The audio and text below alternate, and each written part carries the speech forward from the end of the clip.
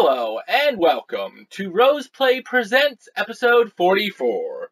As always, I'm your host, Aurian MoonRose, and joining me as always, co-host All Wildfire. What exactly are we doing today? Well, you probably already knew because you clicked on the video. But, in case you don't, it is a preview of FireMoonRose-Play, where we will be doing games still mostly, but we'll be throwing in, like, Bean Boozled challenges type stuff, movie reviews, whatever else we feel like doing that doesn't come over here on Rose-Play Presents. Now, as you already know, Rose-Play Presents is a series where anything can happen, from interviews with content creators and game developers, closed betas, podcasts, E3 type events, just anything can happen. For now, since we're not quite ready to present FireMoonRose-Play in its entirety, we decided we'd start doing a little previewing and start setting up for FireMoonRose-Play with the movie reviews. Plus, there was a lot of good movies this year. Yeah. And I felt like if we didn't start doing them somewhere, we were never going to do them. Yeah. So, today we will be doing the prequel to Annabelle. It's a prequel. I don't care. I know it's 2, but screw it, it's a prequel. Annabelle Creation, which, if you were with us last episode, was Annabelle. So, on FireMoonRose-Play, our categories are done a little different than Rose-Play at the movies. We factor things in for the jump scare factor, the sound effects, the creativity of the story, and the rating in general, final rating. I feel like I missed something. Did you say graphics? Nope, graphics reality factor is our last one. So, with that in mind, and that's kind of out of introductions, let's go ahead and dive right into the jump scare factor and see if Annabelle Creation did any better than Annabelle did.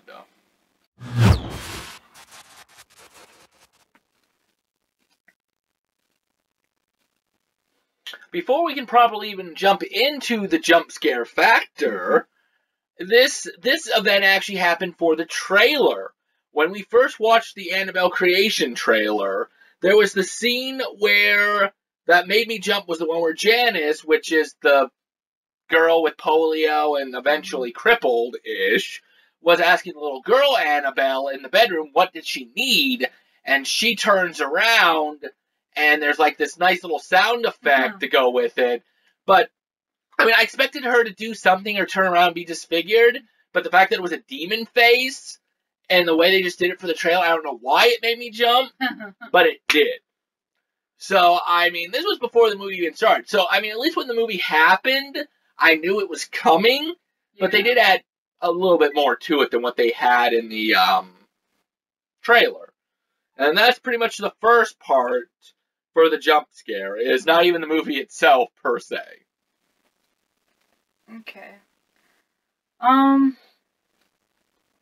don't know. There was that time with the ball, the ball, you know, the gun. Right, the gun that shot shooting. the ball. Yeah, there was that, and I don't know why. It could have been just the theater being so loud, but, like, I literally wasn't even paying attention, and I got caught off guard and jumped to that. Okay, so, see, on that one, first of all, I want that gun. That is a cool ball gun thing, because it had a rope attached. It wasn't so much that scene scared me, because, I mean, you knew either the ball wasn't coming back at one point, it was just going to be the string, or someone was going to tug on it or something. But the part that was at least cool for me was after that event did happen, she ran to the bed, and she saw these footprints, and she looked over, and the Annabelle doll was there, and it got pushed, and then she just fell asleep. Who falls asleep? Yeah, really. I'd be like, never sleep again. Never sleep again. Was that all for that one, then? I mean, pretty much. There was the, every time they would go in that elevator shaft or whatever. Oh, the dumbwaiter. Yeah, that thing. I don't know what it's called. I think it's the dumbwaiters. That's at least what I'm going to call it. And I was like, yeah, especially when she was, like, crawling up through there, really got me, kind of. But, like, this movie actually made me jump at some parts, and I'm not one to jump at scary movies unless they're really loud. Right. Which it was a little loud during them. Yeah. Honestly, what I was waiting for the dumbwaiter was, and it happened in Halloween H2O. One of the guys was climbing out, and Michael, like, cut the rope or something, and it crushed his leg, and it, like, kind of mangled it, so he's sitting there crawling with it mangled. I was waiting for that, but with, like, a head or a body. Mm-hmm. That's what I was waiting for. So my next one, then, comes to Linda, which was, Janessa's best friend, when she was underneath the stairs, hiding from, I don't remember what. Or maybe she was playing hide and seek, I don't remember. There was the doll. And it was just in there in the rocking chair, even though it should have been in the closet's rocking chair and whatnot, but it wasn't. And it was sitting there, and I'm like, oh, that's creepy. It's going to get up and attack her, right? But no, instead, the rocking chair just makes this squeak. Next thing you see is the rocking chair just goes straight into the darkness. And I thought it was a pretty neat jump scare. It didn't really scare me. I know it made you jump just a little. I didn't even know what happened, though. Yeah. Like, literally, I was just paying attention to her being under there, and all of a sudden something happened, and I didn't know what it was, but it made me jump a little bit. But the way that they did the sound effect, and the fact that you knew something was going to happen, but I wasn't expecting it to just disappear. Yeah. I could definitely understand why it would be jump scary for somebody. Yeah. Alright, any other points for you? No. Okay, so, go ahead. What is your final rating on the jump scares? I would give it a 9. It was scary. Scary. The jump scares were perfect in my opinion. They had it all where they could have been, but I didn't give it a 10 because I felt there could have been a little more of the jump scares in there. Well, so far you're giving it a better rating than I am. Now, don't get me wrong. Again, I've stated this. I really love this movie compared to the original Annabelle. Oh, yeah, for sure. But I gave it a 6. Ouch. But let me explain why. Everything is an improvement over the first Annabelle movie. And even though really only 2 scenes made me kind of cringy, the movie had many good jump scare moments and moments to make you crawl off your skin. Crawl off your skin? Yeah, I know. Skin crawl? Pretty much.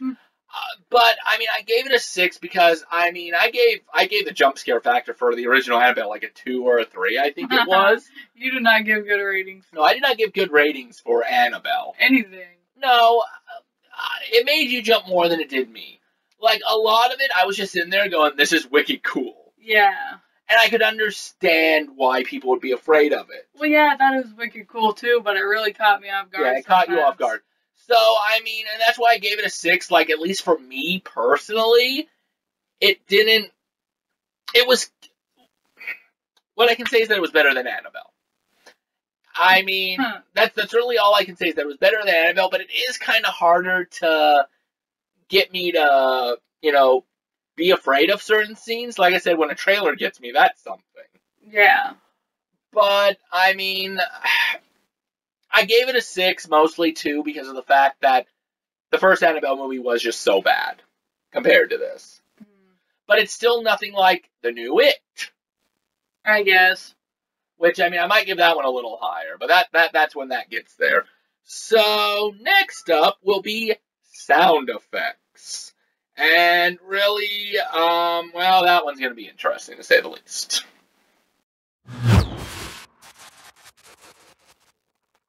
The sound effects. Beautiful sound effects. How they were much, much more glorious in the second Annabelle. So, what would be your first point? Well, that ball gun for sure. Yeah. That really made me jump. Yeah. So that was really good, and it was like, boink! And it was like... I mean, don't get me wrong, I mean, I didn't really pay attention to the gun, boink. I paid attention to the gun. I paid attention to the gun because I was like, this is an awesome gun. I want to use it. Yeah, when it's right in your ear, you have to look at it. So that's true. I was like, whoa. But, I mean, I didn't really pay attention to the sound effect on that, but I would imagine, yeah, that would sound pretty cool. Oh yeah, it did. It sounded exactly like one. It sounded perfect. Yeah. All right. Definitely. So then mine was the crackling of the bones and contorting was done quite nicely. There's this one scene where, was it Annabelle or was it Janice possessed that did the crackling? If you remember. Annabelle or Annis what? Junabelle or Annis? Anus West? I don't know. Okay. I don't remember who did it, but one of the two characters. It was a polio chick. I don't know. I know. I could have swore it was Annabelle when the mother walked in and she started crackling around. She does it too, though. Okay, so it's both of them. They both do it. So either time that the crackling happens is amazing. Yeah. I mean, yes, the bone cracking kind of is cringeworthy and makes you go, "Oh God, if that was me." But no, what it really was for me was just the way that the bones were sounding as the. Oh, my arms are popping. They're actually doing it. Yeah, they're actually doing it. Like when they're just going different ways and the back. I mean, it's amazing how. Oh, that didn't look like it. No, it didn't. But the way the girls even do it, I don't know if they had a stunt double that was about their size or something, but the little girls at least did amazing with the contorting looks. Oh, yeah. Going with the sounds. For sure. Well, there's that chair moving back into the darkness and the creaking and all that which was really nice. It was really nice. And I must say, even though I do make the joke that it's not an Annabelle movie unless the doll is creaking in the chair, yeah, the creaking felt a lot more real. Yeah, real and fluent this time. Not like, oh, this is something that would happen in real life. I can hear that chair creaking like half an inch. Yeah. Yeah, it sounded like they made it louder on purpose. Yeah, like actual scary sound. Yeah. So I will completely agree with that. The music was very tense. I don't have much to say on that part. Just that a lot of the times when the scenes were going on, if it was something that was supposed to be scary, the music tried to make you feel that. So even if you weren't jump scared by it, the music made you feel uneasy. Yeah. For sure. And then there's when like literally like isn't it just like a cloud of black pretty much coming out of that door? Oh, you mean when the demon first shows itself to Janice and she tries to go on the wheelchair? I don't know if it's that part, but literally like all the doors are shut by her and she's right up the stairs. Yeah, I think that was the scene where she gets on the wheelchair. Yeah, when the darkness cloud. And when it comes out of the door, like, I don't know, just like all of like the evil entity type sounds were really nice. Yeah, it was. And yeah, like you said, that black cloud. Oh, it was awesome. I wasn't expecting the black cloud. Like I was actually waiting for it to surround her and like the demon to sit there and be like, and she turns around and the demon does it the other way and she turns around. I mein, actually, that would have been really cool. So I kind of go with you on the cloud noise here. Mine was a lot of the noises outside the house, in the house, the barn, and the field were just well placed and timed. Yeah. Like I was saying before, the sound effects for the chair was even put a little bit more scary, and the music as well. No matter what scene it was, if something tense was happening, something scary, the noise seemed like it was intensified. Yeah. But it seemed like it was actually right there. Like it was supposed to be there. Not like the chair squeaks and like a minute later you hear, like, I think they were all well done. Yeah. Alright, so another one from you. Oh yeah, there was when the little girl, Annabelle, gets hit by the car. You could definitely see it coming, but like when she gets hit by the car, it actually sounds like a boom. Now, see, I do mention that in another section. But no, you are completely correct. Like, again, the music. Yeah. Because it's kind of like this quiet sounding music. And you're right. You know exactly what's going to come. You're like, she's going to get hit. That is going to get hit. Exactly. But you don't quite expect the severity of it. Mm-hmm. Like, I mean, because I think if I remember correctly, they did it from a first-person view of the car. Yeah. Right before it hit her. So the fact that and then it goes black, but you hear the, from the parents. And, no, that is scary. Yeah, for real.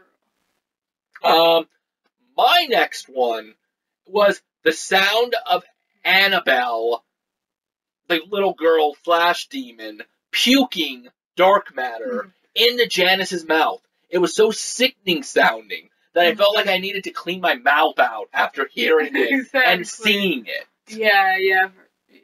Like she just pinned her down and she's like, and all you see is poor Janice. Kind of like Ouija 2. When that demon puts the fist down the mouth.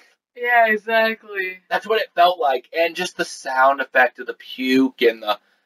I can't remember if there was music playing during it or not, but sound effect or something, whatever it was that was playing along with it, just really sold the scene. Like, I almost put this at jump scare, because I mean, the fact that she actually pinned her and started possessing her was kind of a jump scare, not physically, but it was like, oh my god, I can't believe he got to her. Especially since you had thought it was supposed to be the other girl, Linda, that got possessed. Alright, so any other points for you? Nope. Alright, so, since I ended, I'll go ahead and give my review first then. I gave the sound effects a 7. Because compared to the original, every little sound bit action and musical piece came together much more better. And I mean, don't get me wrong, even though it is a 7, I still give this movie extreme props for it. This is 7 in my opinion. Yeah. And I mean, like I said, I do judge things sometimes a little harshly. Sometimes I judge them not harshly enough. Yeah. Because I mean, I gave Annabelle a 4.5, well, you gave it a 3. Yeah. And I basically gave it poor scores all the way down, except for creativity.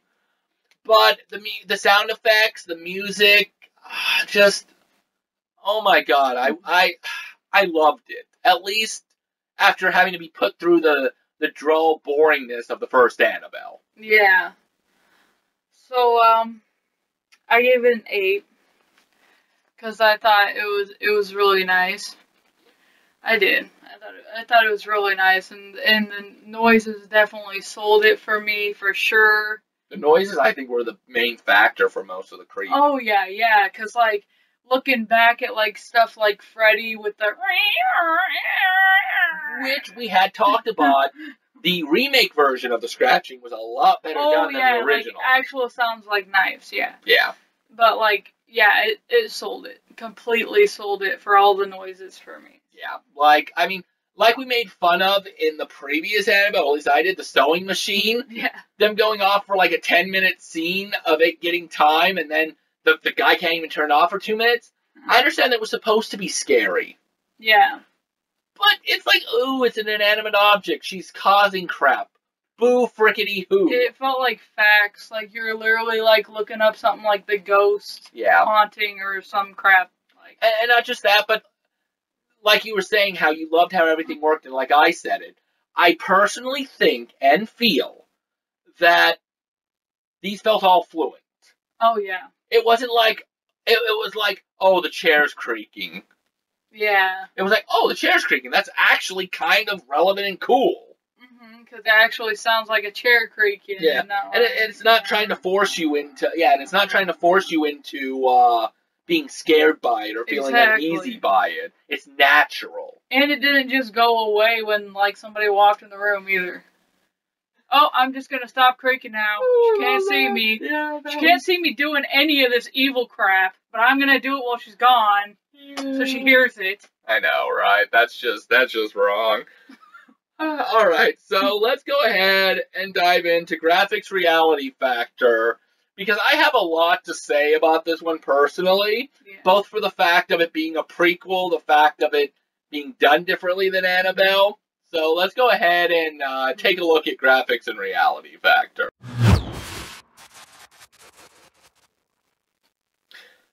So, one of the first things I want to talk about, and you mentioned it already for the sound aspect, was Annabelle B getting smacked with the car. Okay, so as little Annabelle B, which was her nickname, runs into the oncoming road, knowing she was about to get hit, I just felt it. You know, I could feel that she was going to get hit. Yeah. And we mentioned that just a little bit ago. And I cringed, just knowing a poor little girl got hit. Thinking especially of if it was my son that got hit, ran out. Oh, yeah. Just so cringeworthy. But also, WTF? Did the vehicle just continue driving after it hit her? Like, it looked like it. Yeah, it does. Like, it looks like it hits her, and nothing is ever said about them finding the person who hit him. Like, it was just a hit and run. Mm-hmm. That makes this guy a complete a-hole. You hit a little girl, and you're just like, what was that? Speed bump? Oh, shit. Fast as possible. So I'm sorry. That was just... I mean, the reality of a little girl getting hit, they did it so well. And they added the suspense up to it. Yeah. But then the guy hitting her and running off. Like, if I was the father, I would have, instead of, like, resurrecting my daughter, I would have, like, hunted down a shotgun and found this guy. I'd been like, my choices are get my hands bent backwards and die with a cross, or go to jail by blowing your brains out. I like number 2. Yeah, but definitely reminded me of Pet Cemetery, though. When the little boy ran out and got Right. hit by No, yeah, that's true, too. And even back then, that was... I mean, even as a little kid, I don't think it was scary or cringeworthy for me at that point, but I think when the little kid gets hit, it's just... I felt sad. Oh, yeah. At least until the little... Excuse my language, the little bastard came back to life undead. Then that's the creepiest piece of... You want a freaking 10? I'll give a 10 out of that one right there. The kid alone freaks me out. Exactly. Kid did too good, by the way, as acting. Yeah. Anyway, we're off topic with that. We might do a cemetery at that point. I'll give it a 10 on jump scares. I'll give it a 10 on graphics, reality, and I'll give it a 10 on sound effects. Anyway, what was your first point? Mine was the evil demon looked really neat, especially the cloud, the big old entity coming out of the door. I think all the demon show-ups looked much more realistic. Oh yeah. I think they definitely went CG this time. Yeah. But no, yeah, the cloud I think was amazing. I still wish they would have done the little like tag turnaround thing, and that would have been great. And I've got another one, which is actually, you keep bouncing into my next topic, so that's great. Well, you stole the bone crackling from me. True, you could have still brought it back up. I'm still going to bring stuff you brought back up. I know, but still, I mean, I felt like it would just be the same thing over. Right. Okay, so, I'm sorry, Janice getting thrown up and falling like 2 stories down, that girl's dead. Yeah. I'm sorry. There's no way she should have survived that. She didn't just fall over the banister and fall. She's like, poof. Next thing you see, and down she went. Like, I'm sorry. I just cannot see, because she had to at least been going like 10, 15 miles per hour. Yeah. There is no way she survived. At this point, the demon is possessing a dead girl. Possessing a dead girl, which, you know, doesn't really matter, because apparently once the demon possesses her later on, she completely loses the limp and is able to walk perfect again. So I would imagine there's no difference if she would have killed the girl and possessed her. Yeah. And honestly, I think it would have been a lot more creepier. If when she came down, she died, and you just saw the girl's neck, like, and you just saw the demon, like, spew into her, and then all of a sudden you'd see, like, and then just more bone cracking and picked up, that would have been sweet. Mm. But yeah, no, I'm sorry. That girl's dead. Yeah. She shouldn't have survived it. No way. But still, and that's graphics reality being on the negative side for that one. Alright, so next one for you. Yep, I got the bones cracking again. I liked how, she ended up turning, like, from, like, little girl Annabelle into the demon. Like, she goes, like, from being that small to, like, and I think literally, that was, like, 6 feet high. And I think that was the first bone cracking. Yeah, that was. Yeah, because what it was that she was, and all of a sudden you see, like, arms grow and turning black. It was showing the past with the parents walking in. That was amazing. Yeah. That like, was the graphics, and, I mean, if that was something that really happened, it looked like that's how it would happen, but it was it was good graphics for sure. Really good. All right, so let's see if I complain anymore in my next topic. Nope, I put the demon looks a little bit more realistic, which they do, and the scarecrow. Oh, the scarecrow was probably really amazing and my best special effect of the whole movie. It gave me the vibe of if that thing comes alive, I'm definitely running the other way. Yeah. Not just that, but I love how the whole movie they're panning to it, kind of foreshadowing, but then finally it does start moving, and you're like, that is creepy. And then all of a sudden it starts ripping its thing off, and out comes, was it the same demon, or was it a different variation of a demon? Because it looked different. I think it was different. I'm not completely sure, but I was a little upset that that thing didn't start running as a scarecrow. So in other words, you had the same issue I had in the first one, when the doll gets up on its own and then just starts floating instead of running. Yeah. That would have been cool. If before the demon popped out... He needed to run as a scarecrow. I really wanted it to actually full-on move. Okay, like, if it would have, like, it went from, like, just standing there to, like, you know, like the hay popping out and getting bigger. Mm-hmm. And then it turning into that, like, black stuff. Yeah. And demon stuff. Okay. I think that would look So, cool. yes, I agree. What I would have liked to have seen was either, maybe not it run, but, like, you know how a scarecrow's limp? Like, if you would have saw it just kind of... Yeah. Like, and I hate to use this as an example. Zombie.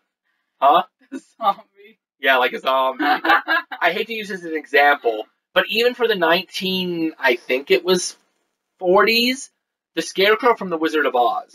The guy who played the Scarecrow did amazing with the movement of the Scarecrow. Yeah. If it would have done something like that, now if it would have run at him with limps and whatever. Oh my God, like, totally like peg running type, like, ding, ding, ding, ding, ding, ding. That Exactly. was so cool. That would have been cool.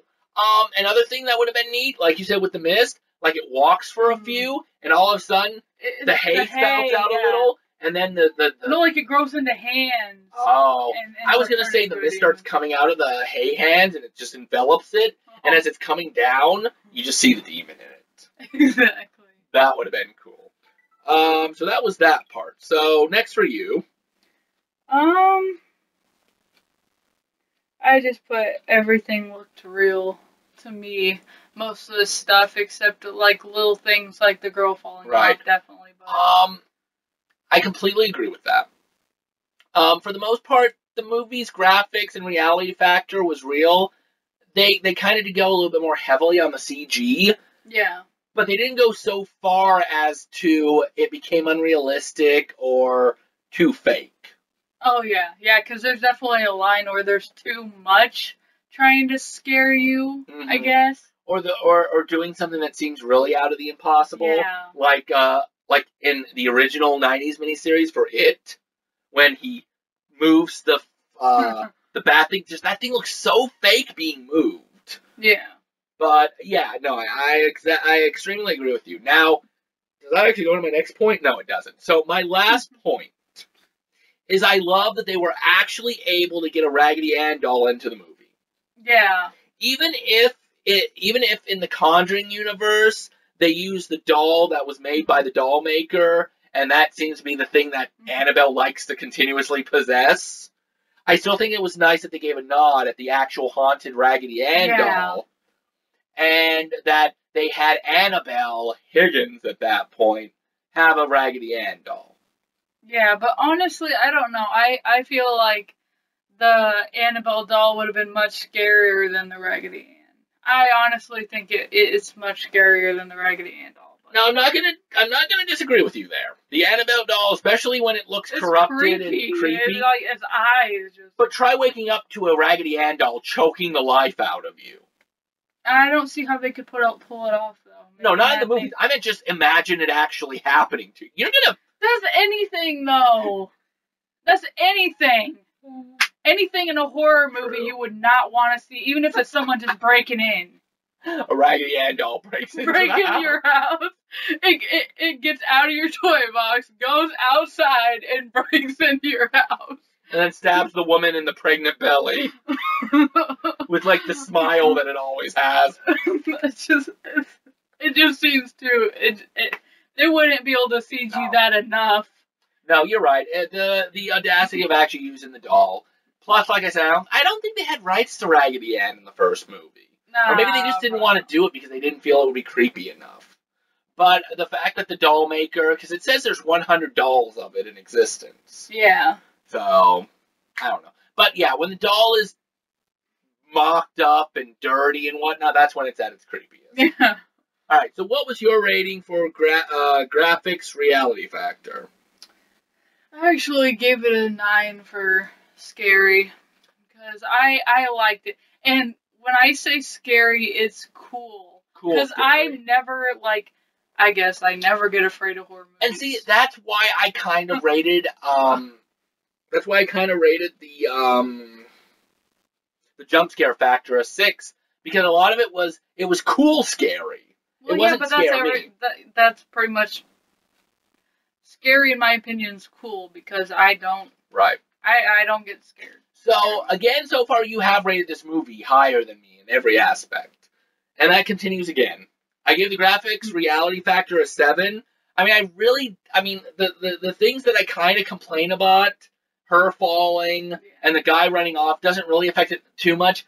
I mean, a little bit for the fact that her falling 2 stories at like 10 miles an hour didn't kill her, kind of brought it down for me in reality factor.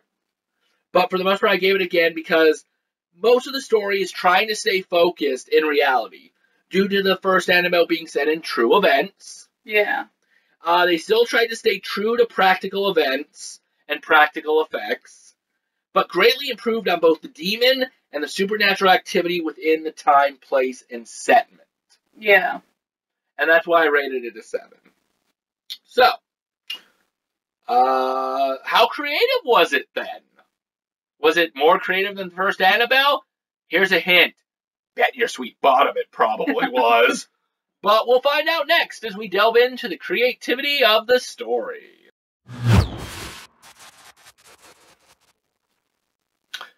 So, the creativity of the story. This is where it starts to get interesting, considering what they did with this one. So, what was your first point, first section, first whatnot? Mine was, Annabelle getting hit by the car. 'Cause, on the other one, it was just her blood going into the doll. On this one, it's literally her getting hit by a car and then asking to go into the doll. Yeah. She literally asked permission from her family to let her in the doll, which is way different than the other one. Yeah, and I'm not talking too much about that because I bring that point up too here, some point with the creativity. But what I can say is that there is a lot of inconsistencies between the two. Yeah. And honestly, the way I want to look at it is that this second Annabelle, because of the fact that at the end it's a different character playing Annabelle Higgins, it's a different character playing the parents, that this is taking place in an alternate universe. Yeah. That is what I'm going with. It's probably completely wrong and false, but that's how I get through the day, thinking to myself... You can't. They connected them, though. They connected them, but that doesn't mean that... I mean, obviously, yeah, they did. But why didn't you get the same actors back for a movie that's only like 3 years old? Yeah, I guess. I don't know. Or hell, CG the photo images and CG the girl coming in and just replay the scene from the last movie. Yeah, I don't know. Alright, so knowing what we know of the 2 Annabelle stories, how did Annabelle go into the doll so easy in the first one? See, it was my actual first point. If she needed permission in the second, how did she go into it so easy? Was it a one-time thing? Did she just need, did the demon just need to be asked? You know, can I enter this doll so I can be in the physical realm and now I can do whatever I want?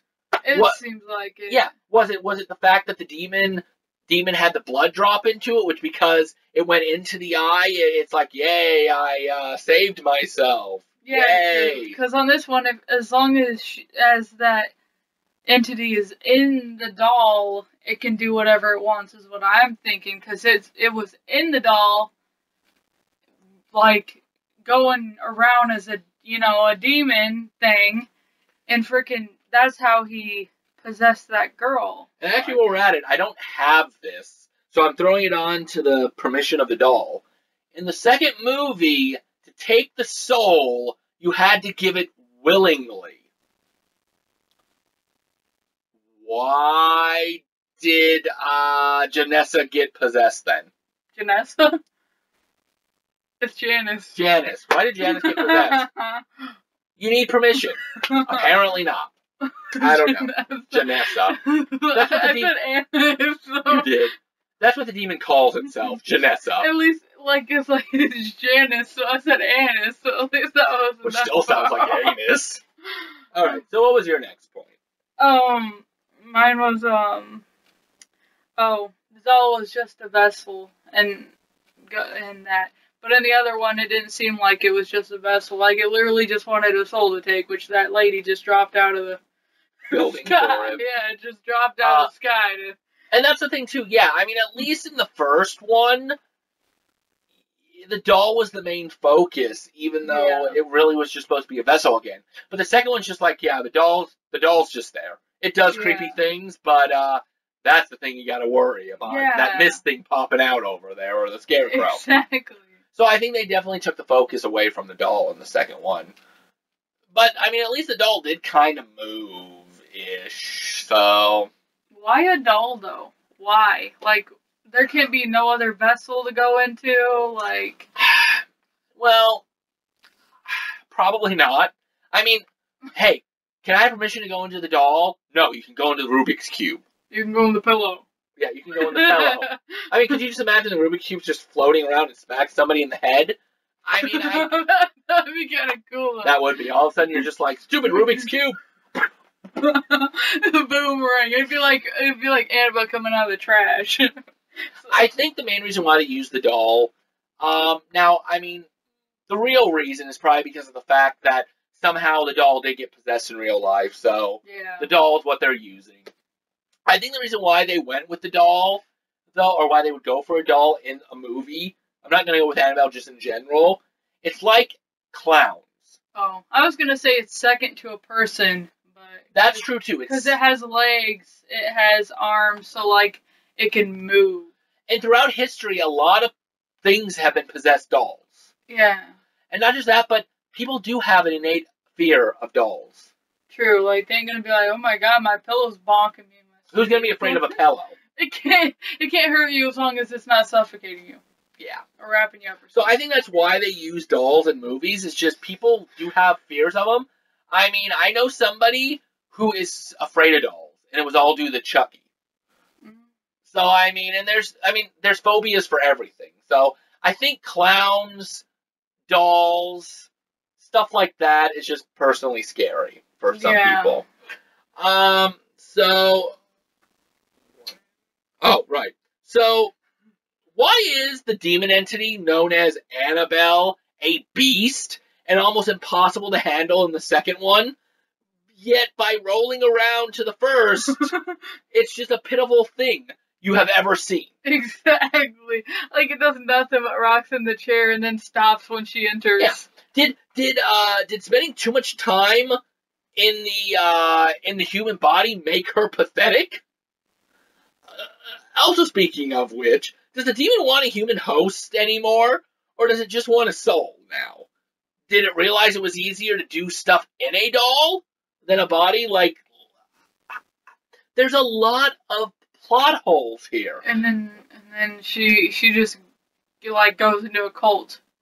Okay, actually, I did find something out about that. That's actually in here that we'll get to. But yes, at the time, linking 2 and 1 together makes no sense. Why she would enter a cult. But yeah, it's like, the demon's like, yeah, remember how I killed like half the farmhouse and caused supernatural events everywhere? Now I can drop books and rock in a chair. Yeah. Like, was spending like 12 years in a human vessel weakened it from doing crap? Like, I don't understand how this demon went from such a badass to just rocking in a chair. Yeah. It doesn't make any sense to me. Lived a normal life too long, so it just starts living a normal life again. Pretty much. With some little tauntings. Yeah. I That's all I can think of. All right, so next point for you, if anything? I had,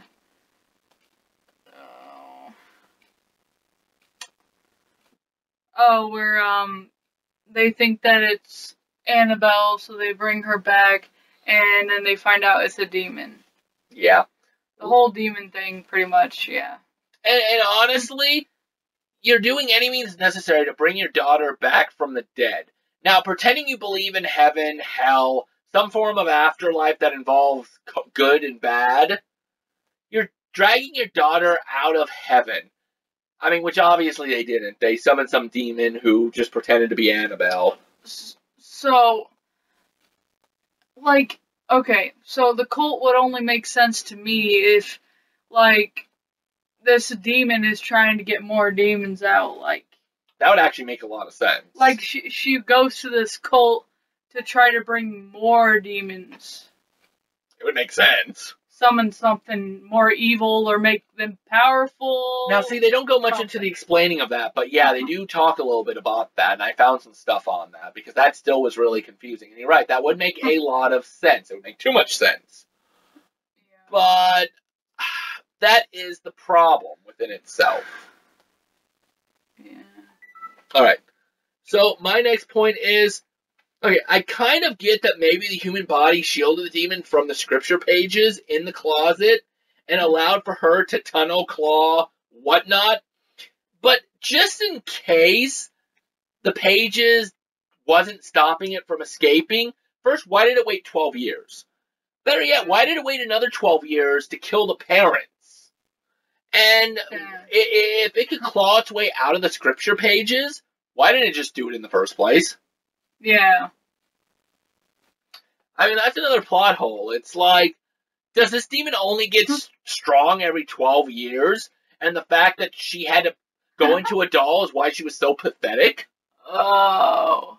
It's like it now. It's got to feed every 27 years. But yeah, that's what it made me think in this case, it only has good strength every 12 years. I don't know. Maybe it's something with, like, a demonic presence being stronger at some point in time. It might be like waning or planets or some BS. Yeah, I can see that. Something like that, you know. Like the demonic presence is stronger at a certain point in time, or some sort of demon comes along at a certain time that's going to grant them some more power. I'm a Jinn now. I grant wishes. Make your 3 wishes. Wrong movie, Wishmaster. Go away. Any other points for you? I have the demon possesses a girl in the wheelchair because she's weak and lives in her for years, leading to the original one. Yeah. And here's what gets me there. Like I stated earlier, first of all, the girl should have been dead. Yeah. But as soon as the demon possesses her, no more polio, no more broken legs. I'm sorry. I know demons can do supernatural things, but once they're supposed to, at least according to stuff I've heard, when a demon enters the physical realm, it has to still play by our rules in certain aspects. The girl had polio. I'm sorry. That should have still made her limp. Fine, you can fix broken bones. Maybe, but, I mean, yeah. Oh, there we go. I'm done. Honestly, it makes me wonder if the demon just didn't dispose of the body and create its own duplicate. But, yeah, it's like, you can't fix some problems. I mean, if that girl was going to die of cancer in 2 years, the demon should be able to cure... Yeah, I shouldn't be able to cure cancer. I'm a demon, I don't die. I survive. Unless I slit my throat. Yeah. Okay, so, here's where they talk about the cult a little bit. So according to sources, while I was looking up to remind myself about Annabelle creation, since it's been a few weeks since we actually saw the movie, I found out that she is supposed to be the one, she ran away from home, she's the one who forms the satanic cult. So yeah, she's the leader. I kind of figured that. But they don't ever mention it, though, for sure. So they said she ran away to join a cult, making it sound like it already existed. Well, see, I already thought that she was ahead of it, and she was the one trying to summon these demons in the first leader. place. Well, see, and this is where it gets, because the name of the cult was the Disciples of the Ram. Yeah. And that she did have it actually states that she did have a boyfriend. So that must have been some kind of kinky love life. Why does a demon need a love interest? I mean, I can understand maybe raising another demon and possessing it, like, oh, I'm going to bring my demon lover from the nether realms. But why did you need a boyfriend? Did sexual urges... I mean, I understand that demons are supposed to be like lust and all that, the negatives of humanity. But why did you need a boyfriend? I have no idea. Why did you... Yeah, what was the purpose of the cult? Did you just want to plunder and murder things? Or were you trying to raise the demon army? So, yeah, no, I don't know. I really don't. Had to get close to him to bring the demon out of him. Yeah. We have to make kinky demon love for you to become a demon. What? Nothing. Just make love to me. You're going to become a demon. Alright, so my score on this one was an 8.5. I'm pretty sure the second outing of the Annabelle is completely set in fiction. Yeah. I don't think it's true at all. Because, I mean, even Lorraine and whoever, the guys who, this is all based on, only knew so much as up to the nurse, as far as I know, and the nurse bought them. So I think this is completely fictional. But they had a lot more that they could then focus on and choose to, instead of just focusing on the story and the scare factors of what actually happened in the based facts. Taking away the ability of taking an already true story and sticking too closely to the facts, which is what the first Annabelle felt like. It felt more like a documentary, yeah, definitely, than a horror movie. And so this one I give an 8.5 because of the fact that I think it is completely set in fiction, and because of this. And this is what I've seen. Creak, creak, creak. Pretty much. Oh, she's here. She's here. I'm gonna stop. Right. So, what was your rating? I actually gave it a 9 because I thought the creativity was way better, like 100% better. Maybe even 150 compared to the first one. Thousands of percents better than the first one. Really, the whole story of the little girl dying and going into that doll and just everything. I think that it was like beyond creative, especially when they were doing this like it takes place before that other movie. The true event. Yeah, like they almost like they came up with this whole story of beforehand just by taking that part that they did in the regular one. Now, I don't know if they had it planned before or if they didn't or what. Nobody freaking knows except them, probably. Probably, and if they've said anything. But either way. Well, and again, like I said, I think it's the fact of the first one they took too to heart because it was based on nonfiction. Yeah. But this one was completely fictitious, and they could do anything they really wanted as long as it led up to the events leading to the first movie, to Lincoln. Yeah. And I think that's why they did a lot better, because they could do whatever they want. They had the creativity to do it. Yeah. Alright, so let's go ahead then and finally dive into the final rating, the rating in general, and what any final thoughts we might have had, and finish Annabelle creation once and for all.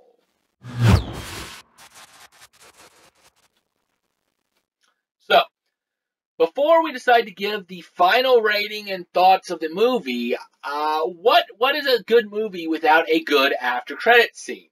Yeah. Now, granted, it was really more confusing at the time, as it showed a nun flying forward and the candles going out, which they hinted at a little bit in the picture with the sister. Yeah. But I found out what it was. I was right that is the nun from The Conjuring 2, which neither of us have seen yet. Yeah. But that was the reason why they showed it was not to link into the second one. It is because the after credit scene is adding a spin-off movie to the demon nun Valak called The Nun in 2018. Oh. Yeah.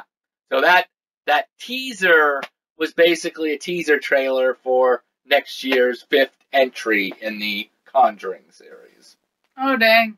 And I also learned that if this movie does do good, Because this one's going to be based on real events again, so I am kind of scared how it's going to go. Yeah. That they're already planning to do a sequel to it, which will tie into Lorraine and the sequel of The Conjuring, too. So they'll kind of do the whole Annabelle thing all over again. Yeah. Hopefully they learn from the mistakes from Annabelle 1. Yeah, hopefully. So anyway, let's get to the rating, now that I got that out of the way. I thought that'd be an interesting piece of information. Yeah. What did you rate Annabelle Creation? Well, I decided to give it a 9 because I really enjoyed the movie. It was really cool in all aspects, in my opinion. The sounds were definitely there for everything, and the graphics were really good, especially the demon and the bones crackling and everything. I just thought it was really good, but there were a few minor details that I could not overlook to make it to a 10, so yeah, I gave it a 9. Well, okay, and I mean, I will agree with you that the graphics and the reality factor seem more realistic, but I still gotta give, and that's why the original Annabelle got the 4.5 for me, was because it was still pretty realistic. Yeah. The only problem was the stupid demon. Yeah.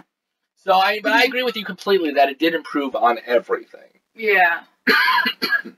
And that is why my final rating is a 9 as well.